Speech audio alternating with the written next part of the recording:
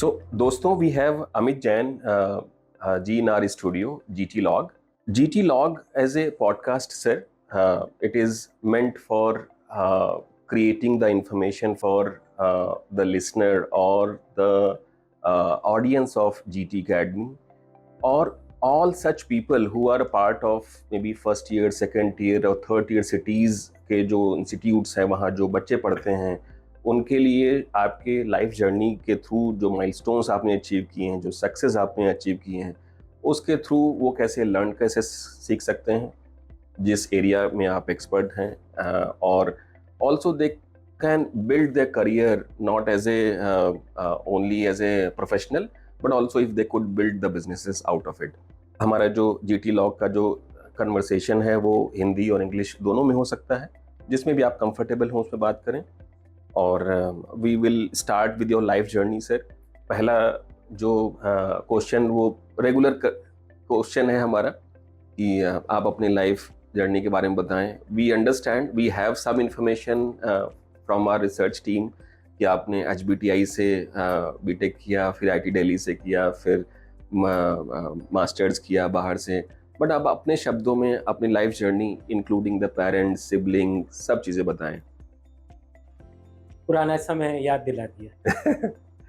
Definitely sir. पर हाँ, मैं कह सकता हूँ कि आज की तारीख में वो हमारे लिए एक एसेट है जी. Because the type of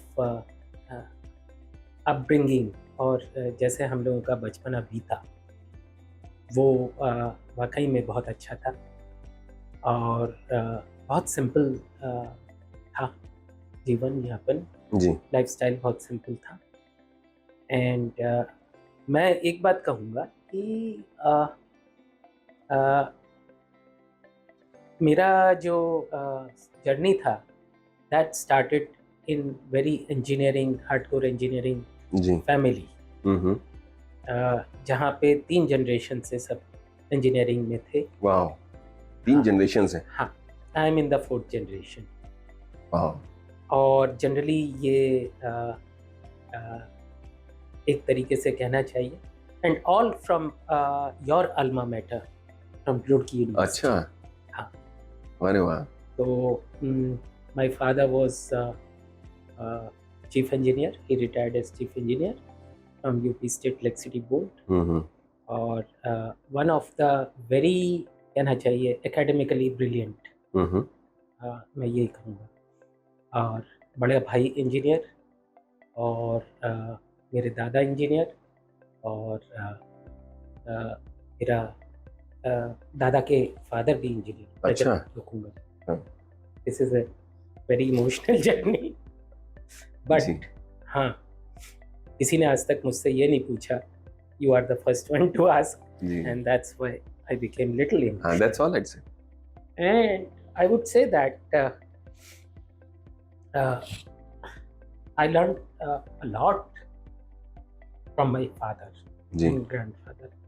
That is integrity and professional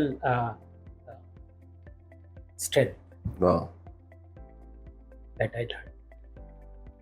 और आप ये कह सकते हैं कि यूपी में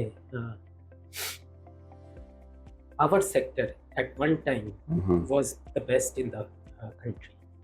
Because they had the largest thermal power plant in managing a thermal power plant in whole of Asia. And that was a milestone, especially in 70s and 80s. So I inherited all the work from all the my ethics from my father. और आपके siblings? भाई मेरा बड़ा भाई. I was the youngest in the family and still I for them still a young guy. And बड़े भाई मेरे civil engineer and he retired as executive director from Indian railway construction company.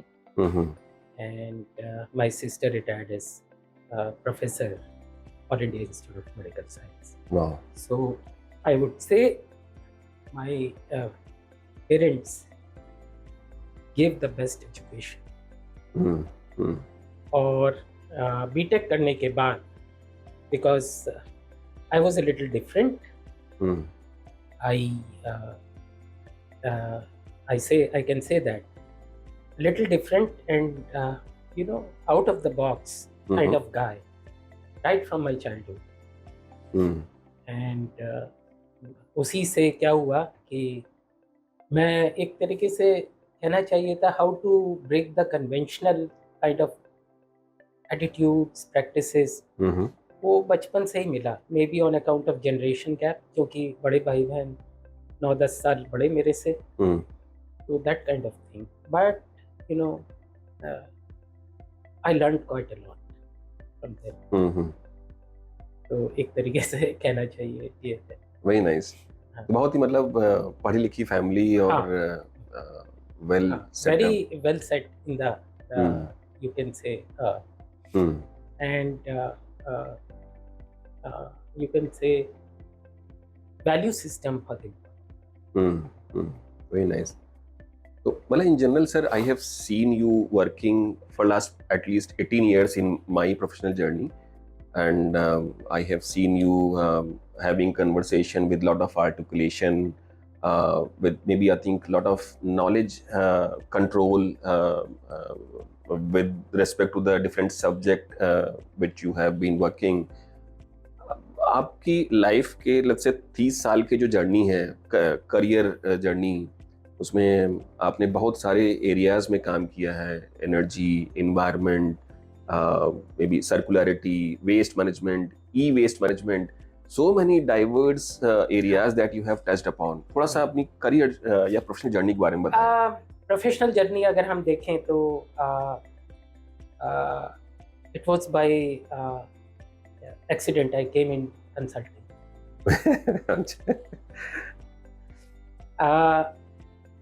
I would have been an investment banker had it not been the meltdown, Southeast Asian meltdown, way back in 1997.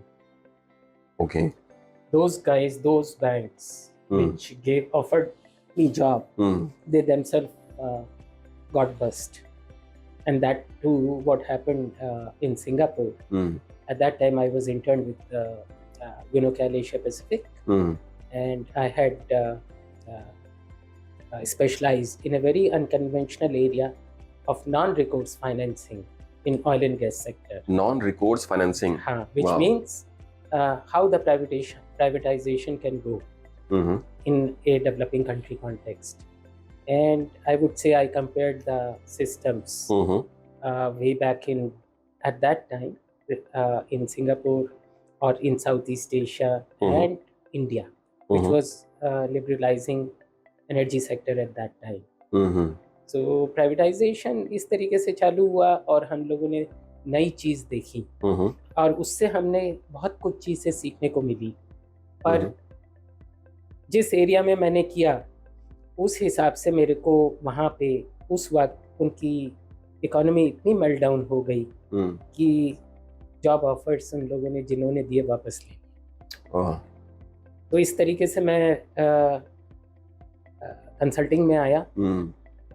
Came back to India, where I started working with American company IRG, as you know, and there I got the opportunity to work in energy sector. Environment area में मैं 5 साल काम किया था उससे पहले, और उस वक्त भी मैं कंसल्टिंग में था, but that too for infrastructure projects. तो मेरे पास कुछ बैकग्राउंड था. Using that background, I tried to see कहाँ उसको हम यूज़ कर सकते हैं in a better way. IRG में भी फिर हम लोगों ने ये देखा कि ये सारा जो है नई चीज़ें हैं, इसको अडॉप्ट कैसे करेंगे. The opportunity will come in future, but it will take some time for the business to respond to that opportunity. तो हमने कहा कि हम इस तरीके से स्टार्ट करते हैं. After our project came to an end, हम लोगों ने ये सोचा कि कैसे करें. There were 2 options. Either join any company. We had offers or I had offered, all the staff, Hmm. project staff had offers from big four consulting companies. Hmm. पर हम लोगों ने कहा कि कुछ डिफरेंट करना चाहिए, Hmm. एंड हमने सिर्फ उस वक्त ये कहा कि आप हमें 1 साल की सैलरी सपोर्ट दे दीजिए IRG वाशिंगटन DC से, Hmm. और उसके बाद जो है हम आपसे पैसा नहीं मांगेंगे। So International Resources Group or IRG in हाँ। US, was it a profit it was a profit making company? Mhm. और 1.5 साल हम लोगों ने जब काम किया पहले अंडर USAID प्रोजेक्ट, Mhm. तो we got to know about the culture of the company, we got to know about the uh, different things, and that gave us little edge over the others Hmm. कि how the business is being perceived, Hmm. कैसे देखा जाता है Hmm. business। Hmm. ये बहुत important aspect है. हाँ, Maybe sometimes when you work with the, maybe I think a lot of technical domain or the work assignments, you don't see the business opportunities. हाँ, और वो शायद बहुत बहुत important aspect है for the professionals who wants to build the career as an entrepreneur. As an entrepreneur. तो उस वक्त इंडस्ट्री के जो कैप्टन्स थे या बड़े बड़े जो कैप्टन्स थे, उन्होंने सोचा ये लड़के जो हैं भाग जाएंगे 1.5 साल का सपोर्ट लेके Hmm. और वापस जॉब में चले जाएंगे, क्योंकि एंटरप्रेन्योरशिप की जो जर्नी है वो टफ है काफी, Hmm. और हर कोई सरवाइव नहीं करता, उस समय तो कोई जानता ही नहीं था. कोई जानता ही नहीं था एक तरीके से। तो हम लोगों ने कहा आप स्टार्टअप की तरह करें, जैसे आजकल उसको नाम दे दिया गया है स्टार्टअप। स्टार्टअप. पर उस वक्त हमने ये कहा, बोले और क्या चाहिए तुम्हें? तो मैंने कहा कि हमें कुछ नहीं चाहिए, 1 साल का सपोर्ट चाहिए। और ये सर कौन सा ईयर था? That was in 2000। अच्छा. और बाकी हम चीज़ देख लेंगे। तो बोले वर्क प्लान लाओ, कुछ अपना बिजनेस प्लान लाओ, जिसके बेसिस पे हम बोर्ड से अप्रूवल ले ले, और उसके बाद आप कर लीजिए। लेकिन 1 साल का ही सपोर्ट है ना। हमने कहा हाँ जी। तो इस तरीके से हम जो थे हमने लॉन्च कर दिया। So it was basically the Indian setup of IRG supported by IRG तो US. तो हम लोग फॉर्मली इंडिया में एंटर किए। हमने अपनी वो करी, रजिस्ट्रेशन किया है, सब चीजें रजिस्ट्रेशन किया।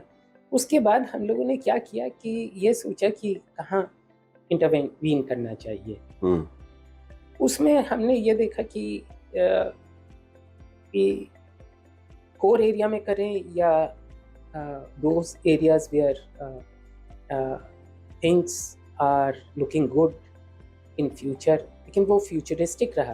कंपनी का वो बिजनेस मॉडल इस तरीके से नहीं मिल सकता जो सस्टेन कर सके। तो हम लोगों ने मिक्स एंड मैच करके दोनों एरिया को हमने टैप किया।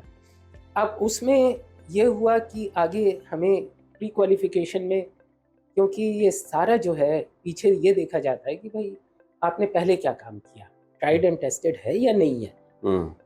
और वहाँ पे मैं कह सकता हूँ IRG ने बहुत सपोर्ट किया कि आप हमारी कॉल्स लीजिए, आप उनको यूज करिए, आप अपने, हाँ बिजनेस एथिक्स बिल्कुल उसी तरीके से होगी जो हम चाहते हैं, डिफाइंड है पॉलिसी वाइज है। Very nice. तो वो चीज़ हमने फॉलो करी, और इस तरीके से मैं कह सकता हूँ आज की तारीख में हमने करीब 250 प्रोजेक्ट करे हैं पिछले almost 24 years. Wow. So all of them are very, maybe I think high reputation. I hope so. क्योंकि इंटरनेशनल प्रोजेक्ट्स जनरली कंसल्टिंग के होते नहीं आसानी से। तो हर एक कुछ एरिया में हम लोगों ने प्रोजेक्ट्स लिए जो कि बेंचमार्क सेट कर सकते हैं और फर्स्ट मूवर का एडवांटेज दे सकते हैं। उसके बाद तो मार्केट अगर ट्रांसफॉर्म हो गया, उसके बाद तो सभी घुस जाते हैं। हाँ, वो तो है, अर्ली मूव एडवांटेज भी है बट रिस्क भी है। तो इतनी कैपेसिटी होनी चाहिए, अपने ऊपर कॉन्फिडेंस होना चाहिए, अपने स्किल्स के ऊपर कॉन्फिडेंस होना चाहिए, पैसा अपने आप आएगा। थोड़ा लेट हो सकता है पर पैसा आएगा, हाँ, money will come to you in any case, people will seek you. और अगर नहीं सीख करते हैं तो there is a very big market, सबके लिए सब जगह है, उसमें कोई नहीं है, कहीं ना कहीं आपको मिल जाएगी अपॉर्चुनिटी। मैं नहीं मानता इस बात को कि आपको अपॉर्चुनिटी नहीं मिलेगी, तो उसी की वजह से हम लोग बिजनेस में survive. Very nice sir. So preferably if I see the chronological order, so maybe energy, infrastructure, environment, then waste management, so थोड़ा सा उस तरह बताइए कि प्रोजेक्ट की जर्नी कैसी रही है। हाँ, प्रोजेक्ट की जर्नी ऐसी रही कि एनवायरनमेंट कंसल्टिंग जो था और energy consulting, in those areas जहाँ पे हम लोगों की कोर कॉम्पिटेंस थी वो वेल डिफाइंड नहीं थी शुरू में जब हमने बिजनेस स्टार्ट किया जी। तो ये जो है आपस में, जिसे कहना चाहिए एनर्जी और एनवायरनमेंट का चोली दामन का साथ। अब वो सर मतलब ये जो इंस्टिंक्ट है कि वो आएंगी, जैसे हमें पिछले मतलब कुछ सालों से लगता है which we see something in US, we anticipate that this thing will come in next 2 to 5 years, but 25 साल पहले 20 साल पहले was the trend same? हाँ, ओके। डिफरेंस सिर्फ इतना है कि अब जो है business transformation is quite quick.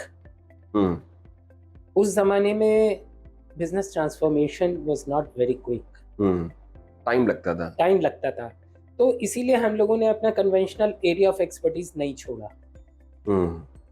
जो एनवायरनमेंट के प्रोजेक्ट करने चाहिए थे वो करे, लेकिन उसके साथ जो था फ्लैगशिप जो था, जहां जिसे कहते हैं जहाँ ना पहुंचे कोई वहां पहुंचे कवि, रवि ना पहुंचे वहां पहुंचे कवि वहां जो है वो उस तरीके से हम वहां पहुंचे। Very nice. तो लोगों को समझने में देर लगी लेकिन कोई नुकसान नहीं हुआ। अब आपको एक एग्जांपल देता हूँ। आज की तारीख में हम सस्टेनेबिलिटी की बात करते हैं, आप जो है एनवायरमेंटल एंड सोशल गवर्नेंस की बात करते हैं जी। ये सब चीजें जो थी ये हम कर चुके पहले। उसको किस तरीके से पेश करना है ये उसकी बात है। मतलब पैकेजिंग, रीपैकेजिंग, ये सब चीजें तो रीपैकेजिंग सब नए अवतार में आ जाते हैं। जी। तो एक तरीके से ये बज़वर्ड है, लेकिन बेसिक फंडामेंटल्स सब वही रहेंगे। अच्छा सर, पहले थोड़ा सा ज्यादा समय लगता था because of the government policies. अब जो है सिंस गवर्नमेंट थोड़ी सी प्रोएक्टिव है, या recently we have also seen जैसे करंट गवर्नमेंट में बहुत सारे नॉवेल या नए तरीके के इनिशिएटिव आए। स्वच्छ भारत मिशन हो गया, सर्कुलरिटी जैसे जो बज़वर्ड जो it is not an area where the experts work only, but in general लोगों को भी पता चल गया हाँ सर्कुलरिटी क्या है, स्वच्छ भारत में वेस्ट मैनेजमेंट कैसे होता है। तो मतलब पॉलिसी का इम्पैक्ट भी इन सब एरियाज पे पड़ा है इन जनरल। हाँ, बिजनेस वाइज बहुत पड़ा है। देखिए, अगर आप जनरल ट्रेंड देखें तो ये देखेंगे कि पहले हम लोगों का जो थॉट प्रोसेस था वो पोल्यूशन कंट्रोल था। जी। सीपीसीबी नॉर्म्स जो है वही वो सब इसी तरह से गाइडलाइन है। हाँ, अब उसके बाद धीरे धीरे क्या हुआ, ग्रेजुअल शिफ्ट होना शुरू हुआ। We started looking at more green, we started looking on the upstream side of the value chain।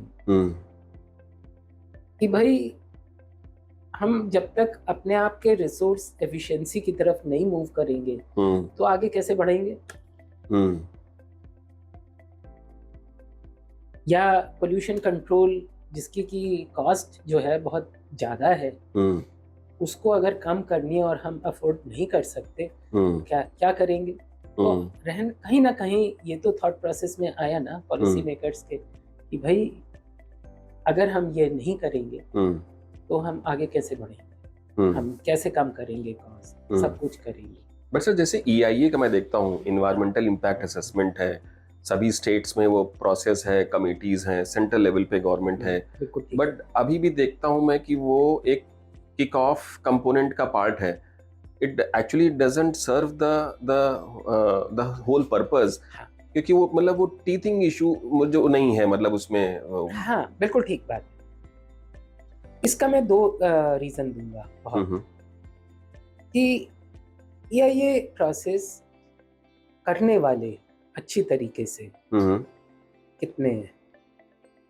EIA as a tool is not bad, but the formulation of that tool and implementation has to be strict. तो जहाँ मुझे लगता है कि ethically and also professionally both are not challenging our integrity, we will bid for that. हमें उससे कोई मतलब नहीं कि हमारा टर्नओवर बढ़े कम हो, बट जो भी हम करेंगे इट शुड बी डूएबल. तो यही काम है कंसल्टेंट का कि टू एडवाइस कि ये चीज़ गलत है या ये चीज़ सही है. बाकी पॉलिसी मेकर को अपना डिसीजन लेना है क्या करना है. It will take 30 years or 40 years to emerge, and then we go in retrospective and say that this decision was bad. मेरे को लगा कि ये गलत होगा, इसलिए मैंने ली. So that was an instinct which led to not taking it. Supported by professional background and certainly an experience which governed that decision. Very nice. और हम लोग से स्वच्छ भारत या वेस्ट मैनेजमेंट पर बात करते हैं. जनरल जितने भी इम्पैक्ट हम लोग देखते हैं या थोड़ा सा जो बेटरमेंट देखते हैं या इम्प्रूवमेंट कंपोनेंट देखते हैं, सिटीज़ में बहुत विजिबल हो रहे हैं. बहुत सारे infrastructure, for example railway stations, because they are actually have shown a remarkable change. Right. People have been very receptive to visiting those locations. Otherwise, generally वहाँ पे जितना कम टाइम लोग बिता सके वही उनकी इंटेंट रहता था. अब लोग थोड़ा सा समझ रहे हैं that they are well maintained. तो सिटीज़ लेवल पे तो फिर भी इस चीज़ का इम्पैक्ट ज़्यादा है, but for the may be semi urban locations या रूरल इंडिया में भी जैसे जैसे उनके पास पैसा बढ़ता जा रहा है, परचेजिंग पावर बढ़ती जा रही है, वैसे वैसे वो इस तरह के जो डिस्पोजल कंपोनेंट हैं एज ए वेस्ट वो भी बढ़ते जा रहे हैं. उस चीज़ का कैसे समाधान निकालेंगे? हाँ, देखिए ये बड़ा डायनेमिक प्रोसेस है जी. सोसाइटी का बिहेवियर बड़ा डायनेमिक है. पहले हम लोग कोडक का कैमरा यूज करते थे, अब हम फोन का कैमरा यूज करते हैं. And that happened with in a gap of 20 years. जी बिल्कुल. Kodak went out of business. इसका क्या मतलब? वेरी क्लासिक केस है वो तो. Very classic case. तो इसका क्या मतलब हुआ? इसका मतलब ये हुआ कि थिंग्स आर चेंजिंग. तो मैं तो ये नहीं कहूँगा कि इसका इम्प्लीकेशन बुरा है, but I would say that it is a very good beginning. और अगर हम ये देखें कि कहीं से तो हम लोग स्वच्छ हुए, मैंने स्टार्ट हो गई है. है. नहीं, certainly I think this is one area जहाँ पे शायद एक आम आदमी, एक कॉमन सिटीजन वो भी इस चीज को परसीव करता है, रियलाइज करता है. यहाँ दिस इज अगर हम लोग सब अपनी आदतें ही बदल लें धीरे धीरे, चाहे कैसे भी करें, तो कम से कम उसका एंड रिजल्ट तो आएगा. why people are irresponsible or not so responsible? जी. सबसे बड़ी बात यह है, what are we dealing with? We should look at the material with with something which can be recycled or cannot be recycled. Okay. अगर आप plastic को देखें तो प्लास्टिक जो है consist of around 3000 to 4000 polymers. Single use plastic या multi layer, कुछ भी हो 2 to 3000 4000 पॉलीमर्स. वाओ. ओके. उसमें से सिर्फ 7 पॉलीमर जो है रिसाइक्लेबल है. Out of 4000 only 7 polymers I am saying. Building blocks जो प्लास्टिक के different types of polymers they combine to form a different block. जी. So what are we talking about? Can we get rid of it? No. Only thing possible is what is the material. Behavior change तो 2 minute में होगा. क्या आप उसको comparable price पे इसके बराबर का मटेरियल दे रहे हो सोसाइटी को, तो यहाँ पे कौन रिस्पॉन्सिबल होगा? Government, scientist. साइंटिस्ट। क्या वो चीज़ बना रहे हैं उस हिसाब से? क्योंकि प्लास्टिक कोई बहुत पुराना है मटेरियल, 50s में डिस्कवर हुआ था। ज़्यादा पुराना नहीं है, बिल्कुल। हाँ, और उसके बाद जो है it has replaced metals to make it light. क्योंकि इलास्टिसिटी ज़्यादा थी। जब ये डिस्कवर हुआ तो इसको जो है उन काम के लिए वो हुआ कि हमें चीज़ ड्यूरेबल बनानी है और सस्ती बनानी है। लेकिन एंड ऑफ द चेन उस पे ये भूल गए हम लोग कि इसको डिस्पोज ऑफ क्या करना है, कैसे करना है। अगर इसके हार्मफुल इफेक्ट्स देखे जाएं, the earliest which I have seen the document is scientific papers from 1970s. अच्छा। साइंटिस्ट ने उस वक्त ही बता दिया था कि भाई ये यहाँ पे इम्पैक्ट कर सकता है। अगर आप कोई भी चीज सस्टेनेबल तरीके से उगा सकें, ग्रो कर सकें और रिप्लेस कर सकें प्लास्टिक को, तो देन यू आर इन। क्यों नहीं बिहेवियर चेंज होगा? कन्वीनियंस बहुत बड़ा फैक्टर है, इसमें कोई दो राय नहीं है जी। तो अपस्ट्रीम साइड मैंने बताया कि alternate materials, cost effective materials which can give alternative to industry. यहाँ भाई इसको मास में अगर हम प्रोड्यूस करें और इसको मटेरियल को दें तो ये डिस्पोज हो सकता है। दूसरी बात आती है इंफ्रास्ट्रक्चर में हमारा पहले तो इनबिल्ट बिहेवियर हो गया, हमें वेस्ट सेग्रीगेट करना है। तो यहाँ स्वच्छ भारत ने इम्पोर्टेंट प्ले किया है पार्ट कि गीला कचरा और सूखा कचरा हमारे कम से कम दो कैटेगरीज में सेग्रीगेट करने के लिए उत्साहित किया है। उसके बाद आप जो है इसको जो है डिफरेंट आइटम्स में अगर आपने ये बेसिक स्टेप फॉलो कर लिया, आप जो है इसमें आप फर्दर सेग्रीगेट कर सकते हैं। हाँ बिल्कुल ठीक बात है सर। हाँ, तो ये बिगनिंग तो हो गई। मैं उस हिसाब से देख रहा हूँ कि पॉलिसी का क्या इम्प्लीकेशन हो सकता है। जब तक ये दोनों साथ साथ नहीं चलेंगे तब तक ये वर्कआउट नहीं होगा, क्योंकि हमारे पास साइंटिफिक लैंडफिल साइट्स कितने हैं और उनकी कैपेसिटी कितनी है, कितने हम कूड़े के ढेर के पहाड़ बनाते जाएंगे, या हम इस कूड़े को जो है कहीं और शिफ्ट कर देंगे। Not in my backyard NIMBY concept से आएगा।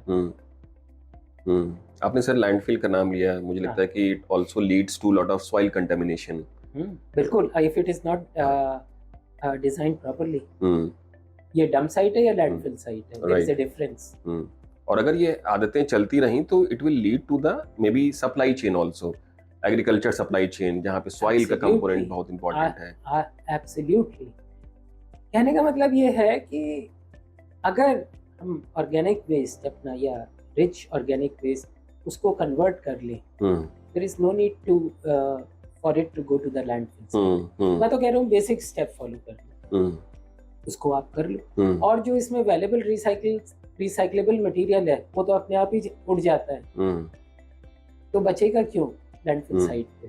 दूसरी बात, something which is considered that landfill site should be close down और it will saturate it, you should provide. हम इंसिनरेशन की बात करते हैं, और इंसिनरेशन अगर हम कंट्रोल्ड कंडीशन में करें तो दुनिया का कौन सा ऐसा देश है जहाँ पे इंसिनरेशन नहीं हो रहा है? क्या इंसिनरेशन के सारे प्लांट्स बंद हो गए? फिर भी बहुत सारे क्रिटिक्स हैं, उनको लगता है कि उसके भी एक अलग पोल्यूशन है। हाँ ठीक है, अगर हम उस हिसाब से देखें तो क्या थर्मल पावर स्टेशन के क्या पोल्यूशन का होता नहीं क्या? क्या थर्मल पावर बिल्कुल बंद हो गई? क्या ऑल ऑफ ए सडन बिल्कुल रिन्यूएबल एनर्जी पे शिफ्ट हो गए? As a country can we afford it? तो मतलब आपके पर्सपेक्टिव से है कि इंसिनरेशन में भी not the best, maybe the preferred compared to the soil contamination. Very nice. Uncontrolled conditions. Control conditions, yeah. अब उसके लिए अगर आपके पास कंट्रोलिंग बॉडीज अच्छी हैं और वेल इक्विप्ड हैं, तो क्यों होगा पोल्यूशन इतना इस लेवल का, कि हम कम से कम 100% पोल्यूशन से हम कम से कम 50% तक तो आ गए। उसके आगे हम और इनोवेट करेंगे जब तक हम ऑल्टरनेटिव मटेरियल डिस्कवर करेंगे जो इसको रिप्लेस कर देगा। हम मतलब कुछ आगे बढ़े, फिर हो सकता है कि research might help in terms of finding the alternative material. ये है कहानी सारी। बट सर अवेयरनेस लेवल भी अभी भी मैं देखता हूँ कि बहुत ही maybe I think poorest of poor situation पे है। मतलब हम होता नहीं कि मतलब some society which has a lot of understanding, know how, वो अवेयर हैं कि हाँ सेग्रीगेट करना है, सब कुछ करना है, बट बाय एंड लार्ज अगर आप देखें people participation in such thing is not there by some और अदर रीजन। कहाँ पर है दुनिया में, पहले ये बताओ। कहीं भी नहीं है, कहीं पे भी नहीं, कहीं पर भी नहीं है, है ना। मान ली ऐसी सिचुएशन में व्हाट आर द मेजर्स? तो मेजर सबसे इम्पोर्टेंट है कि हमारे पास पहला डाउनस्ट्रीम साइड में बहुत अच्छा इंफ्रास्ट्रक्चर होना चाहिए जहाँ पे सारा मटेरियल आके एटलीस्ट अच्छे से उसका वॉल्यूम रिड्यूस हो जाए और उसका जो है हम उसका जो लेवल ऑफ टॉक्सिसिटी है उसको कम कर सकें। एक बात। दूसरी बात, जो हमारे रिसाइक्लेबल्स हैं और जो मटेरियल हैं उनको लेके देख सकते हैं हम कि हम इसको कहाँ किस तरीके से दोबारा बैक सप्लाई चेन में ला सकें उस क्वालिटी के material. Okay, this is known as circularity. जो उसमें से जो निकल रहा है, हाँ, जो basically you yourself know CND waste में किस तरीके से हम जो है उसको वापस बजरी में कन्वर्ट कर सकते हैं। जी, जी। या ग्रिड में कन्वर्ट कर सकते हैं। बिल्कुल सर। हाँ, और उसका क्या लेवल ऑफ कंटेमिनेशन होगा, वो तो ऑलरेडी बाइंडेड मटेरियल है। केमिकली उसको तोड़ने में, बॉन्ड को तोड़ के रिलीज करने में क्या इम्पैक्ट आएगा, वो तो पॉसिबल नहीं होगा ना। हाँ बिल्कुल, सेम स्ट्रेंथ का है, मुश्किल है। तो टॉप सॉइल अगर लॉस हो रहा है, अगर हम मटेरियल इसी में से रिकवर करके वापस वहां पे ले आए तो दैट इज मोर सर्कुलर। मतलब इसको कैसे करा जाए? जैसे फॉर एग्जांपल, जैसे मैं देखता हूँ कि lot of may be influential people, lobbies are there, but there are, let's say, people और organizations like सदगुरु की organization मैं देखता हूँ, जैसे वो Save the Soil करके उनको एक इंटरनेशनल कैंपेन उन्होंने चलाया। उसका इंटेंट हो सकता है कि इससे इतना रिलेटेड ना हो, बट उनका इंटेंट इस तरह से कि जो सॉइल की जो फर्टिलिटी है उसको किस तरह से हम इंटैक्ट रखें, इम्प्रूव करें, इस तरह के कल्चर को लेकर के है। बहुत अच्छा इनिशिएटिव है। और क्योंकि उनकी मास फॉलोइंग है, ग्लोबल अपील है, तो बिहेवियर चेंज में ये बहुत बड़ा पहलू है कि हम हमसे जो ज़्यादा ज्ञानी है हम उसकी बात मानते हैं। ज्ञानी, हाँ।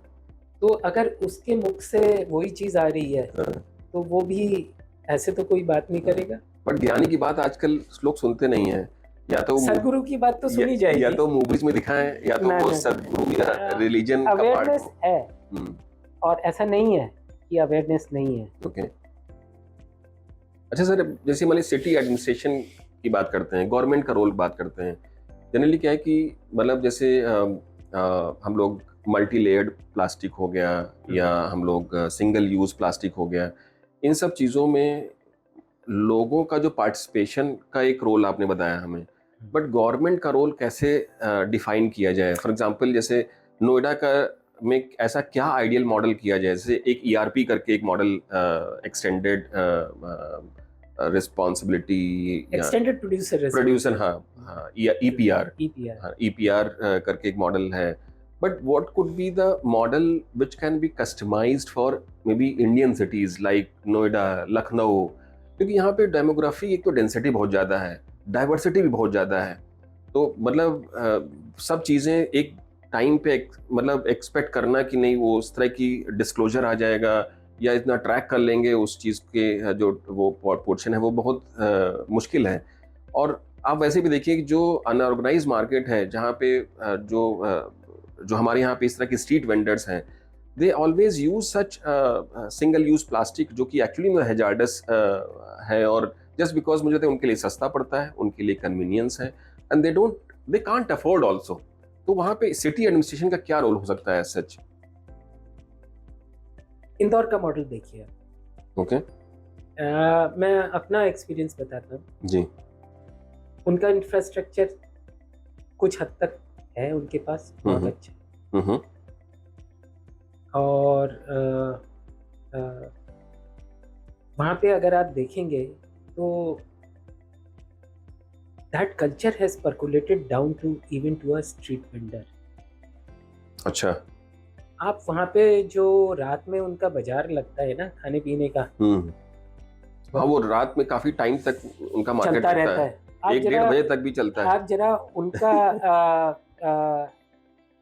मॉडल देखिए जी। जहाँ पे वो लोग waste segregation, street vendors, they practice it. Hmm वो देखने लायक है। मैं बहुत सिंपल सी एग्जांपल दूंगा। 2017 में जब इन लोगों ने अपना मॉडल स्टार्ट किया था, अच्छा। मतलब उससे पहले से ही है लेकिन बिगनिंग तब से हो गई थी। तो वहाँ पे समिट हुआ था, 3 आवर समिट। अच्छा। उस सिलसिले में मैं गया था। तो जिस होटल में मैं रुका था, सुबह मेरी घूमने की आदत है, तो सुबह मैं जैसे ही बाहर निकला तो मैंने ये देखा कि चलो शहर की जो जिसे कहते हैं ना फिजा, जब तक आप पैदल ना घूमें और जब तक आप देखें ना लोगों का बिहेवियर, तब आप कुछ प्लान नहीं कर सकते। बिल्कुल सही बात है। आप अगर मणिपुर चले जाइए और आप सुबह सुबह घूमिए और आप अपने उसमें घूमते वक्त अपना निकल जाइए सुबह सुबह की लोग बाग सफाई कैसे कर रहे हैं घर की, क्या हो रहा है। हम लोगों को सबसे बड़ा कंसेप्ट होता है भाई मेरा घर गंदा ना रहे, बाहर निकाल दो कूड़ा, बाकी निकाल दो कूड़ा। तो वहाँ एक अजीब बात देखी मैंने, मतलब जिसे कहते हैं ना बेस्ट प्रैक्टिसेस। तो वहाँ पे घरों के बाहर बैम्बू से बना हुआ, लोकल मटेरियल से बना हुआ डस्टबिन एक खंबे पे रखा है। और उस पे जो है वो डस्टबिन कूड़ा जा रहा है। तो देखिए एनवायरमेंटल फ्रेंडली मटेरियल हो गया, वेस्ट मटेरियल हो गया, और ये सारे घरों में, घरों के बाहर है। अच्छा, बिल्कुल फिक्स इंफ्रा की तरह लगा हुआ है। तो जिसे कहते हैं ना रखने में आसानी, इस्तेमाल करने में आसानी, उठाने में आसानी। वेरी नाइस, वेरी नाइस, बहुत बढ़िया है सर। एक छोटा सा रैपिड फायर क्वेश्चन राउंड है जो हमारी बहुत बड़ी जो रिसर्च टीम है, 2-3 लोगों की उन्होंने बनाया है। इसमें सर पहला तो ऐसा है कि मतलब अगर हम वैसे देखें कि जो आपकी इतना प्रोफेशनल जर्नी है, you as a human being, आपने ऑलरेडी बहुत सारे सस्टेनेबल मे बी बिहेवियर को अपना रखा होगा, या तो कोई ऐसा एक्स्ट्राऑर्डिनरी बिहेवियर जो आप हमारे जो ऑडियंस उसके साथ शेयर करना चाहते हैं, और you want to have one more addition to your habits. Addition to my habits, हाँ, सस्टेनेबल कोई हैबिट आप एक्वायर करना चाहते हैं। सस्टेनेबल हैबिट, तो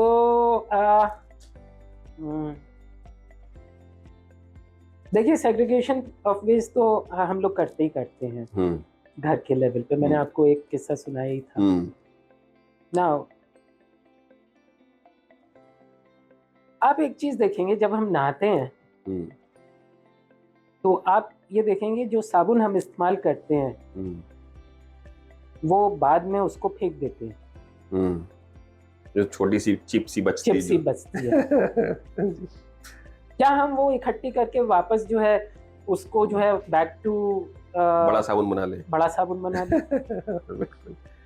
वेरी नाइस। तो बहुत अच्छा वो बताया आपने, मुझे लगता है कोशिश करना चाहिए, कोशिश करनी चाहिए। वेरी नाइस, बिल्कुल ठीक है।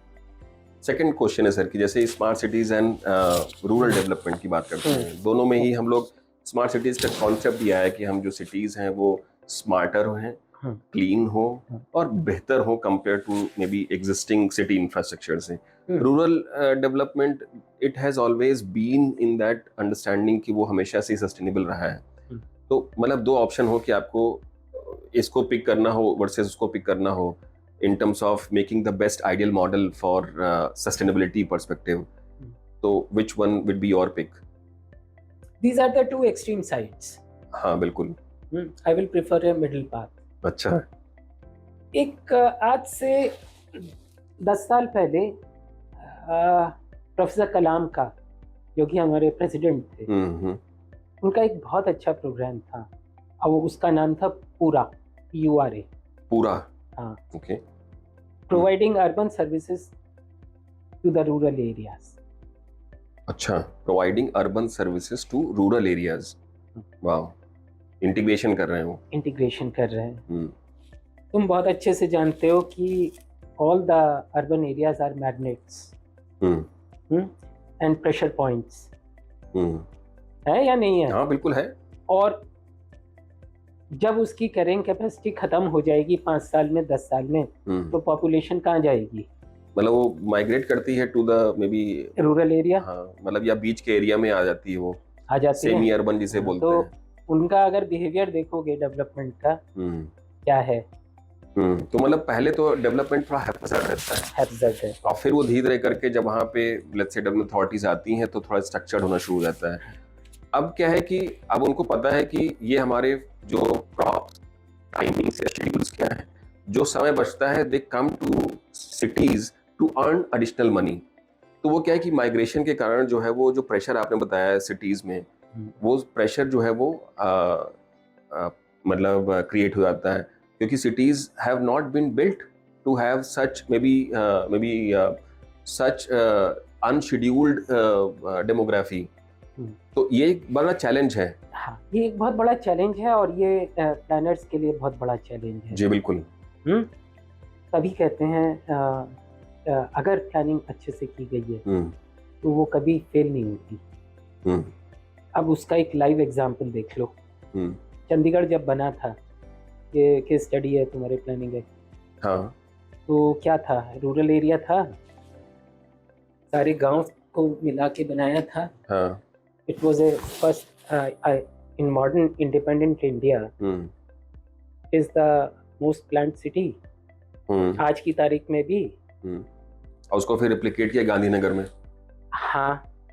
So वहाँ पे चंडीगढ़ आज भी चले जाओ. Do you see traffic jams? अब तो दिखता है हमें, पहले नहीं दिखता था. 60 साल के बाद. जी. तो टाइम गैप कितना हुआ? हाँ. तो मतलब जनरली आई एग्री कि वो 50-100 साल के लिए तो लोग प्लानर्स जो है वो they have to design the city. तो अगर हम नोएडा के कॉन्टेक्स्ट में देखें, दिल्ली का जो डेवलपमेंट है वो सर्कुलर है. पहले ये बताओ in terms of area. Delhi का अगर आप मैप देखें तो मोर और लेस इट इज सर्कुलर. हाँ, मतलब काइंड ऑफ उस सर्कल से निकलती हैं different branches. Then it will become linear. Gurgaon आ जाओ, नोएडा आ जाओ, नॉर्थ दिल्ली चले जाओ. तो एक तरीके से उसमें वो हो गया, सैटेलाइट टाउन्स टाइप के बन गए, ऐड हो गए हैं. Why can't we have hub and spoke model, which may be very good from the perspective of development. Okay. And further down, more spokes and more hub. तो intermittent एक economic centres type का provision हो गया, provisional होना चाहिए. Otherwise लोग, गांव के लोग जो है वो शहर में तो आएंगे. That is natural, because it is a natural tendency to earn more money. दोनों को आप वो नहीं कर सकते ऐसे. लुक एट इन आइसोलेशन और look in the that perspective. Very nice. Sir, आपके अपने एक्सपीरियंसेस से मुझे लगता है कि the way you have articulation as an skill, आप बहुत सारी बुक्स भी पढ़ते होंगे. तो कोई स्पेसिफिक बुक जो आप रिकमेंड करना चाहते हैं for the readers, for the listener? आजकल बुक पढ़ने का ज़माना कहाँ है. आजकल तो टैबलेट देखने का और उसका इंटरनेट देखने का है. इसके पीछे एक बहुत इम्पोर्टेंट बात बताऊंगा जी. क्या हुआ कि मैं एक दिन अपने डॉटर को घुमाने ले गया. अभी ज़्यादा पुरानी बात नहीं है, कि 2 महीने पुरानी बात है। विंटर सीजन खत्म हो रहा था और स्प्रिंग सीजन आ रहा था। तो मैं उसको न्यू दिल्ली का वो बता रहा था, प्लानिंग प्रोसेस पूरा। अच्छा।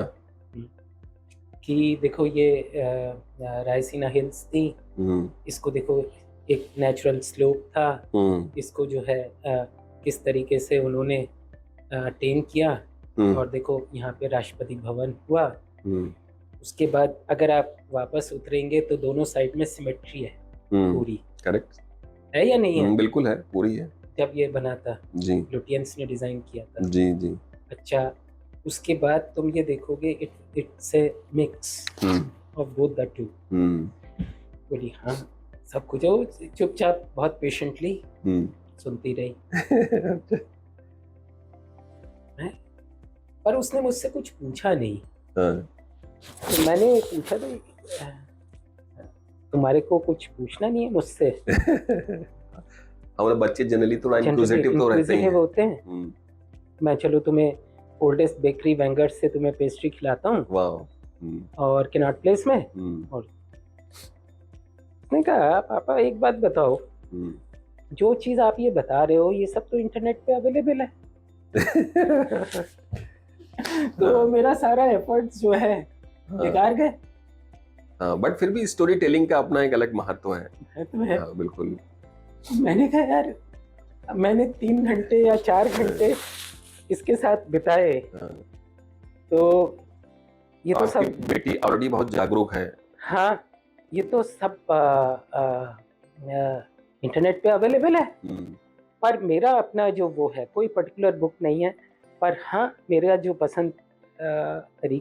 पसंदीदा जो वो है पढ़ने का वो, तो वो जो है सिर्फ हिस्टोरिकल बुक्स, हिस्टोरिकल आर्किटेक्चर और हिस्टोरिकल एनेक्डोट्स, वो विजुलाइज करने का तरीका है।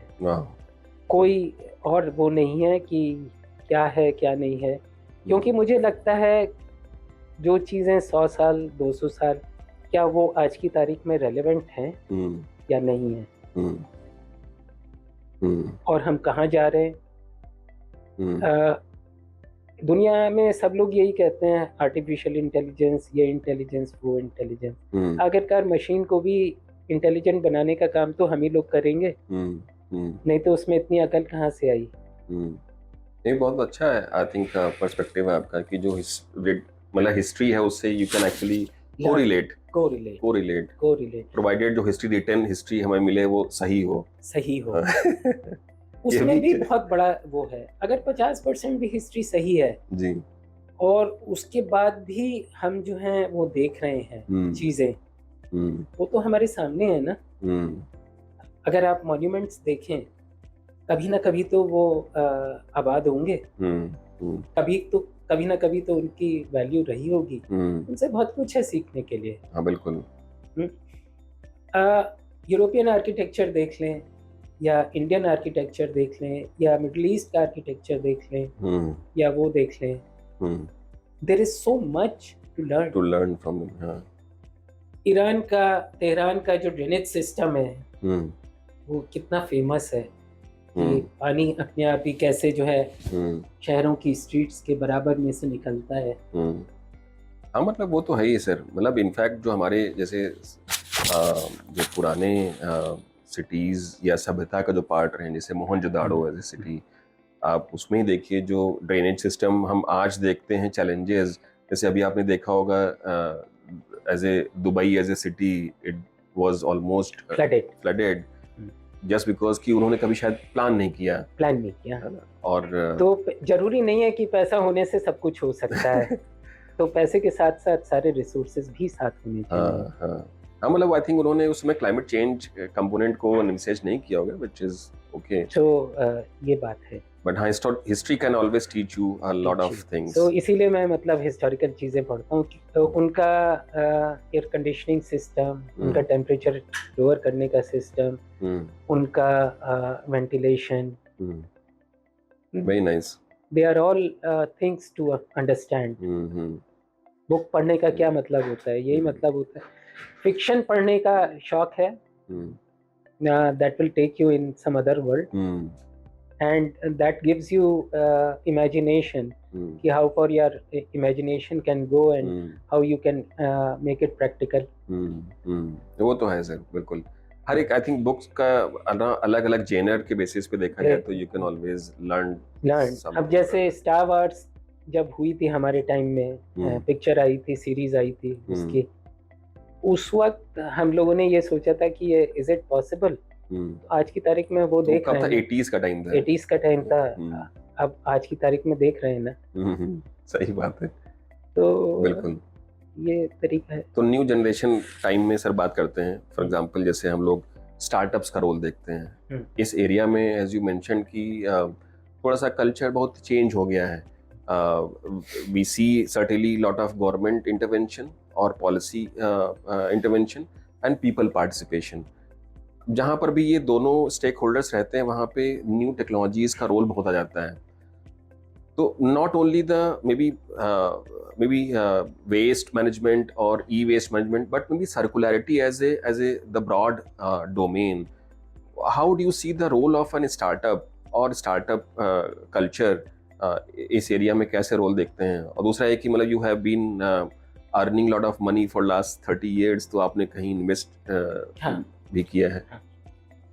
तो अगर हम देखें उस पॉइंट ऑफ व्यू से स्टार्टअप्स में, the idea has to be unique, idea has to be very sound, okay, supported by a strong business plan.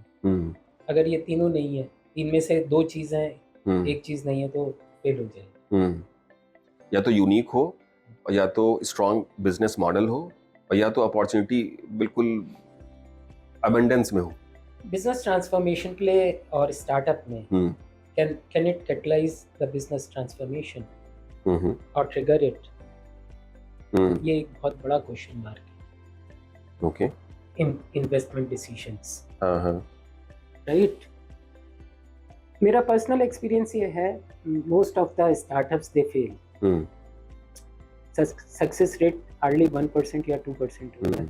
हाँ, वो भी हायर साइड में आप बोल रहे हैं, मुझे लगता है actually it is less. Yes, so how do you see, मतलब कि इस तरीके के उसमें how do you figure it out किस स्टार्टअप में इन्वेस्ट करना है? पहली बात तो ये होती है कि इज इट इमेजिनरी और is it the business idea is doable Indian context में, और is it doable in an other geography. अगर यहाँ का इकोसिस्टम उसको नहीं एनकरेज कर पा रहा है, कहाँ पे एनकरेज करेगा?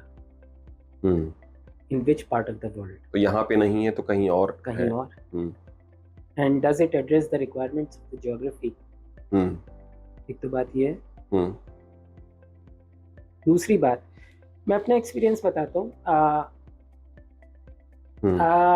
Initially I looked at it, और मैंने ये देखा कि ईवी का एग्जांपल देता हूँ। Okay, very relevant in the present context. 5 साल पहले ईवी की एक स्टार्टिंग कंपनी थी, जिसमें they were thinking of introducing the EVs in a city. Okay. पूरा का पूरा सेटअप था, but it did not take off. I learned from that. क्यों? वो इसलिए नहीं कि इंडिया में जो इकोसिस्टम है, that takes time to adopt. हमें टाइम तो लगता ही है, डाइवर्सिटी है, डेमोग्राफी में, while the same concept will get adopted quickly in those developed economies which are open to change. तो उसमें इन्वेस्ट किया हम लोगों ने, and that too ये सोच के किया it is very futuristic. तो दो तरीके से इन्वेस्ट किया, एक तो अपनी सर्विसेज देके free of cost, okay, sweat equity model पे, स्वॉट, हाँ, इक्विटी मॉडल टाइप, और कुछ हद तक उनको वर्किंग कैपिटल रिक्वायरमेंट देने के लिए, ओके, वो किया। In Indian conditions it failed, to be very frank. क्या मॉडल था, थोड़ा मॉडल के बारे में बताएं. मॉडल था ज्योग्राफी में, for example for a city, हम लोगों ने एक सिटी बस सिस्टम के लिए और 2 व्हीलर्स के लिए वो प्लान किया कि ईवी बेस पे इसको जो है इंट्रोड्यूस कराएंगे अंडर स्मार्ट सिटी, और उसको जो है we will make the traffic system और we will develop the EV system coupled with it in a manner that is suitable to the local conditions. Okay. Even हम लोगों ने जो सिटी बस मॉडल था, सिटी गवर्नमेंट ने support भी किया, कहा कि इसको आप पायलट डेमोन्स्ट्रेट करो ना. तो उसके लिए हमने कहा कि आप हमें वो दीजिए, राइट्स दीजिए. तो पहली बात तो आ गई, राइट्स देने में उनको तकलीफ हुई. चलो लड़ भिड़ के राइट्स भी मिले, लेकिन उसके बाद जो है कहीं ना कहीं तो कुछ देना पड़ेगा ना, कि आप जमीन तो दीजिए चलाने के लिए, मतलब गवर्नमेंट सपोर्ट तो चाहिए, कुछ तो चाहिए. तो दैट वाज नॉट फोर्थकमिंग. उन्होंने कहा हम तो बिडिंग प्रोसेस करेंगे, कर लीजिए. ओके. हमने कहा हम बिड में पार्टिसिपेट भी करेंगे, हम आपके लिए सब कुछ करेंगे. हमने कहा चलो इस तरीके से दोस्तों, तो उसमें हम लोग सक्सेसफुल नहीं हो पाए, क्योंकि फिर हमने क्या किया कि सारा इन्वेस्टमेंट बेकार जाएगा, और क्या किया जाए. तो आप विश्वास नहीं करोगे, कि government in Europe they adopted it. वाह. मतलब वो ऐसा डिफरेंस क्यों है, मतलब दे आर मोर प्रोग्रेसिव, और या मतलब क्या रीजन है सच? I would say it's a out of the box thinking, and out of the box thinking by planners. अच्छा. Policy planners, policy developers, technology developers, and implementers. A country which is a developing country, मैं NDA में हूँ, so I can't disclose the name of the country. A country which is a developing country in Europe, they lapped it up. They said we will implement it, followed by backing from the major fund. Not their own fund, because it's a developing country and not so rich country, from other country, and believe me, it's not Chinese. So they are going ahead, and that too with private participation. And we are trying to use that model using our energy storage systems. Okay. Which means approach to carbon neutrality, switch on to renewables, and then gradually moving into sustainability. तो energy transition का एक model है. Just transition. तो वो experience तो कहीं ना कहीं यूज करना था ना, ईवी वाला. यही स्मार्टनेस है इंडियंस की, कहीं ना कहीं. मतलब अगर फेल मॉडल है तो लर्निंग तो है. लर्निंग है, उसको आप कहीं और ज्योग्राफी में यूज कर लीजिए. नहीं, that is the smart move, I would से. क्या करें भाई, survival is the best. Survival is the best, मुझे भी लगता है कि तो दैट एक शुड तो बी द ये है, अप्रोच. अगर यहाँ नहीं समझ पा रहे, ज्यादा होशियारी दिखा रहे, तो भाई वहाँ चलो जहाँ जिसको ज्ञान की जरूरत है. मतलब बिजनेस के लिए तो मुझे लगता है कि वो मतलब ज्योग्राफी एग्नोस्टिक तो होना ही चाहिए. और जिस भी तरीके से धंधा जो है बन जाए, and that too in full European under full European regulations. Which are more stricter and more sustainable. जबकि अगर देखा जाए तो मतलब ये माना जा रहा है कि Indian ecosystem is more progressive with respect to the EV adoption. And that is on the reason of there are two things.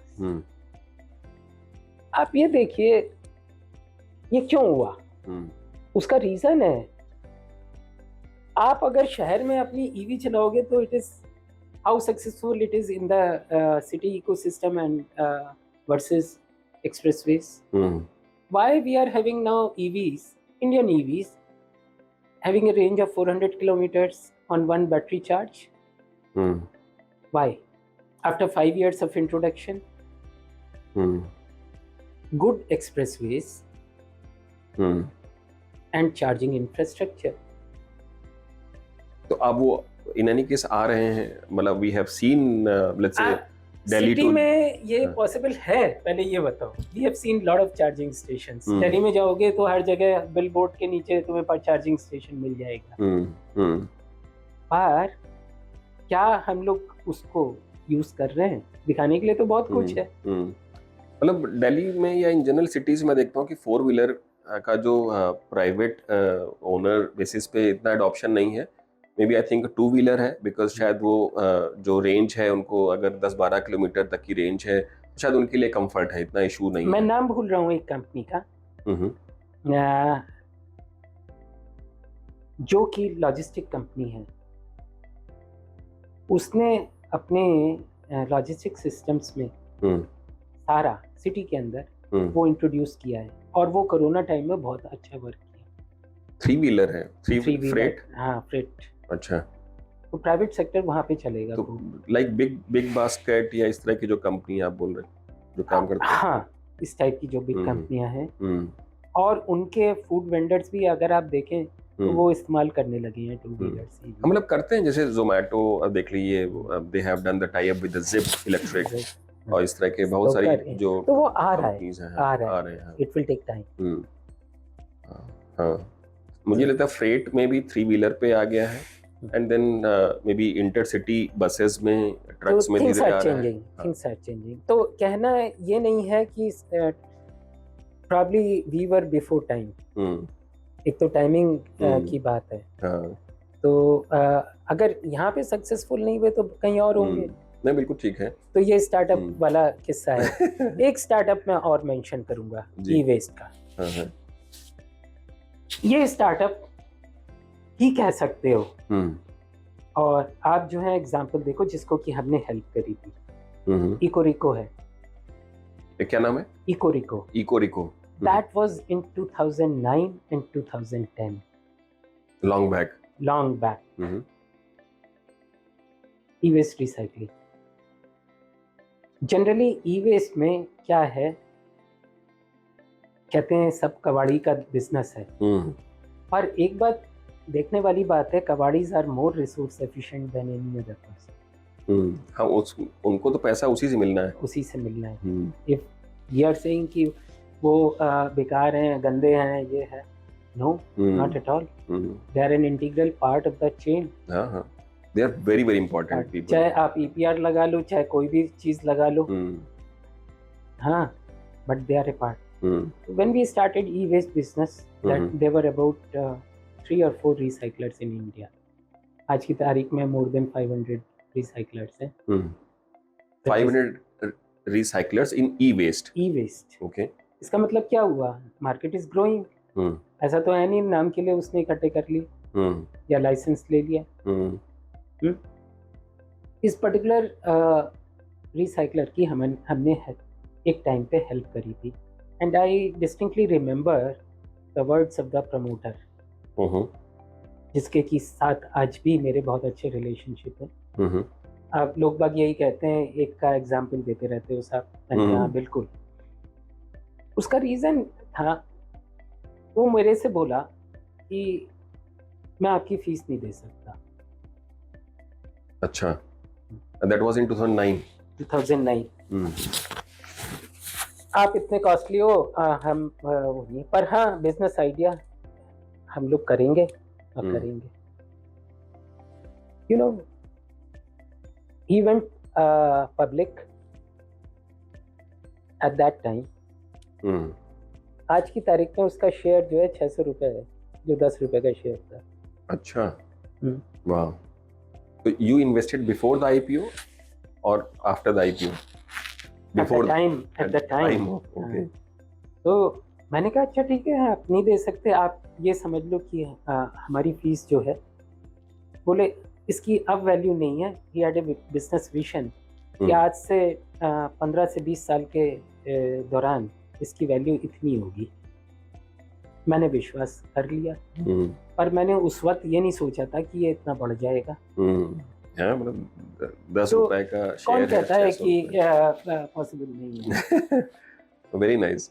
इसमें से एक और बस आई थिंक एसोसिएटेड क्वेश्चन है, जैसे फॉर एग्जांपल ईवी वेस्ट की जब हम लोग बात करते हैं, या ई ई कह लीजिए कि ईवी स्टोरेज कह लीजिए, या जो हमारा बैटरी पैक है उसका वेस्ट की बात करते हैं, क्योंकि अभी शायद वो जैसे ईवी में वो अभी साइकिल आई नहीं है कि जब बहुत सारे जो स्टोरेज है उसमें वो निकलेगी and then new battery pack उसमें लगेगा। व्हीकल्स की बात कर रहा हूँ मैं।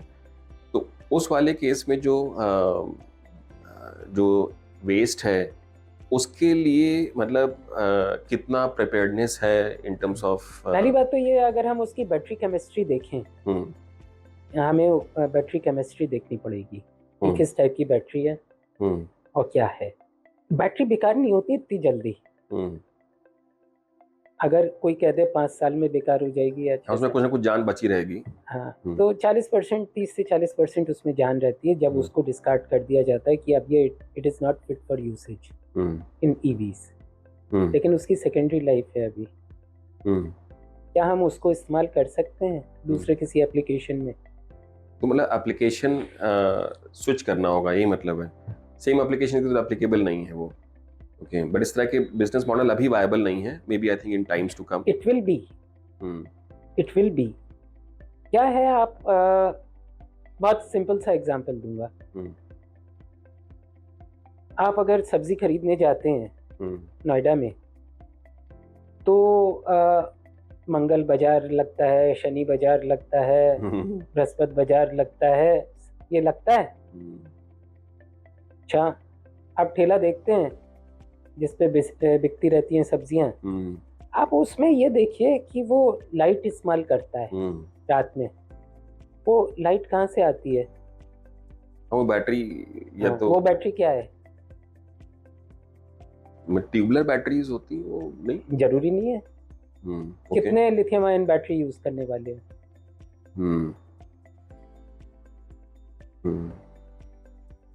मतलब कुछ तो ऐसे भी करते हैं कि कम्युनिटी टाइप में है, जैसे 50 रेडी वाले को जो है वो सप्लाई करना है। सेकेंडरी यूज का इससे बढ़िया एग्जांपल और क्या दूंगा इंडियन कंडीशंस में। बट ऑर्गेनाइज कैसे करेंगे इस मार्केट को? मतलब that is something which is unorganised. Organise कैसे करेंगे? What is organised and what is unorganised? मतलब ऑर्गेनाइज का मतलब है कि you have a set business model and then the cash flow has to be defined. तो ये सेकेंडरी, ये जो बैटरी है, कोई ना कोई तो बेच रहा है ना। कोई ना कोई तो बेच ही रहा है। कोई ना कोई तो बेच रहा है और कोई ना कोई इस्तेमाल कर रहा है। तो you have the manufacturer and you have the user also. तो मार्केट तो अपने आप बन गया। बट रीयूजेबल सिस्टम नहीं आ सकता। कैसे नहीं आ सकता? मतलब जैसे एक तो क्या है कि स्विचिंग ऑफ द एप्लीकेशन हो गया। हाँ, स्विचिंग ऑफ द एप्लीकेशन का एग्जांपल दे रहा हूँ। ओके, और किसी तरीके से उसकी लाइफ को इनहांस करने का मॉडल है। ये है तो सेम उसमें क्या करता है? इसमें दो तरीके का चक्कर है। एक तो है बिल्कुल ही बेकार सेल हो गया। एक बैटरी में है, ये भी बैटरी में इतने सारे सेल एक साथ लगे होते हैं। उस सेल को टेस्ट करने वाले कितने लोग हैं?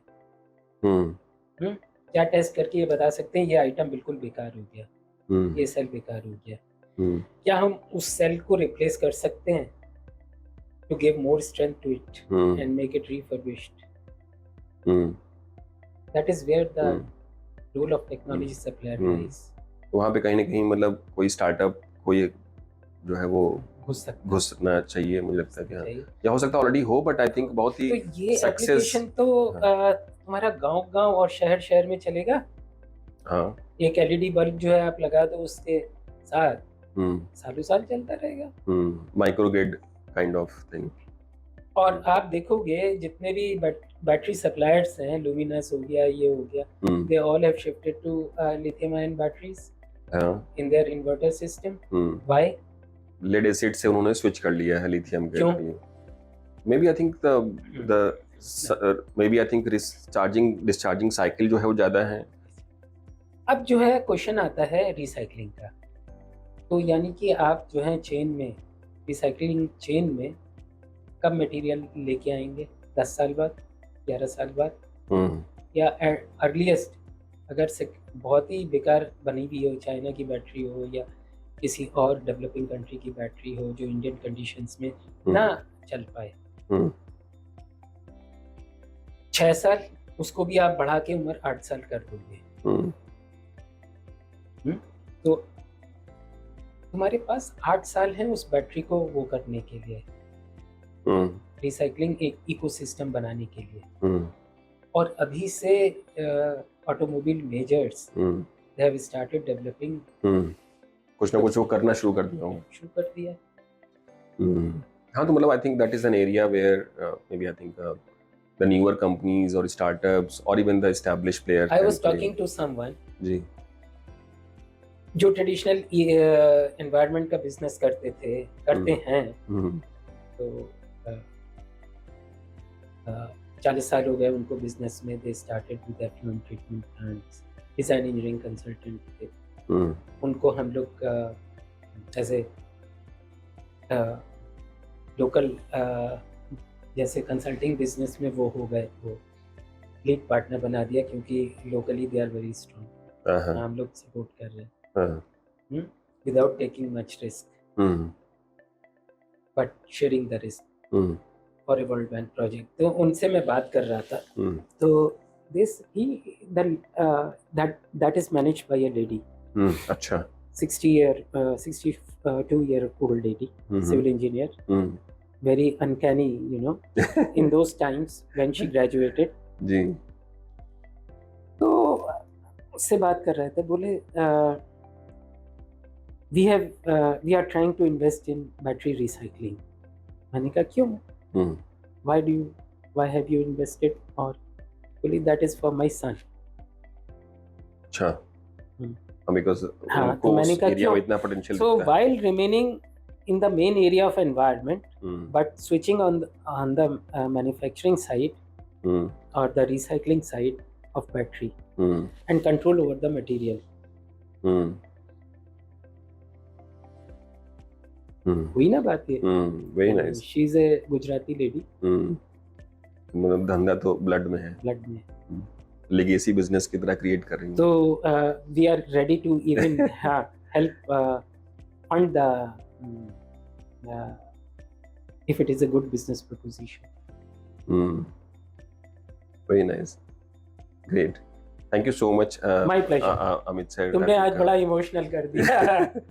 I think it was a great conversation, but maybe I think the just last few words for the maybe GT Academy listeners or audience के लिए, कुछ उनके लिए कुछ tips, मतलब what should they do in terms of building their career in the sustainability?